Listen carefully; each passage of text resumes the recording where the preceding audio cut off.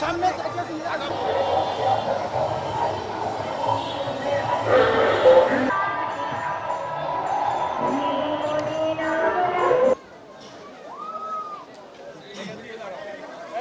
নিষ্কাম কর্ম আর নিষ্কাম প্রেম, এই নিষ্কাম কর্ম এবং আজকের এই জন্মাষ্টমীর এই তিথিতে আমাদের এটা হোক আমাদের অঙ্গীকার, আমরা যেন কোনো পক্ষের দ্বারা মিসগাইডেড না হই, আমরা যেন শান্তি, সত্য ও আলোর পথে থেকে এই দেশটাকে এগিয়ে নিয়ে যেতে পারি। এটা হোক আজকের এই পবিত্র দিনে আমাদের সবার চাই।